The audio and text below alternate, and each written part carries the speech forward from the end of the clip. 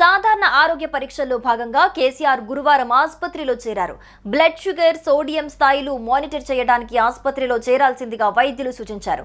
దీంతో ఆయన 2 రోజులు అక్కడే ఉండి చికిత్స పొందారు. ప్రస్తుతం కేసీఆర్ ఆరోగ్య పరిస్థితి మెరుగుపడటంతో శనివారం ఉదయం ఆసుపత్రి నుంచి డిశ్చార్జ్ అయ్యి నందినగర్లోని నివాసానికి వెళ్లారు. ప్రస్తుతం కేసీఆర్ ఆరోగ్య పరిస్థితి పూర్తిగా నిలకడగా ఉందని యశోద ఆసుపత్రి వైద్యులు తెలిపారు. ఆయన రక్తంలో చక్కెర, సోడియం స్థాయిలు సాధారణ స్థితికి చేరాయని స్పష్టం చేశారు. జ్వరం కూడా తగ్గటంతో నిన్నటి నుంచే ఆయన ఉత్సాహంగా ఉన్నారని, పార్టీ నేతలతో కూడా మాట్లాడారని తెలిసిందే. ఆరోగ్యం పూర్తిగా కుదుటపడటంతో ఆయన్ను డిశ్చార్జ్ చేసేందుకు వైద్యులు అనుమతిచ్చారు. అంతకుముందు మాజీ సీఎం కేసీఆర్ ను ఆ పార్టీ నేతలు పలువురు పరామర్శించారు. కేటీఆర్, హరీష్ రావు, జగదీష్ రెడ్డి, ఆర్ఎస్ ప్రవీణ్ కుమార్, పలువురు ఎమ్మెల్సీలు, ఎమ్మెల్యేలు కేసీఆర్ ను హాస్పిటల్లో పరామర్శించి ఆరోగ్యం గురించి అడిగి తెలుసుకున్నారు. అనారోగ్యంతో ఉన్నప్పటికీ శుక్రవారం బీఆర్ఎస్ నేతలతో కేసీఆర్ చిట్ చాట్ నిర్వహించారు. పార్టీకి సంబంధించిన అంశాలపై చర్చించారు. తన ఆరోగ్యంపై ఎలాంటి ఆందోళన చెందొద్దని పార్టీ శ్రేణులకు సూచించారు.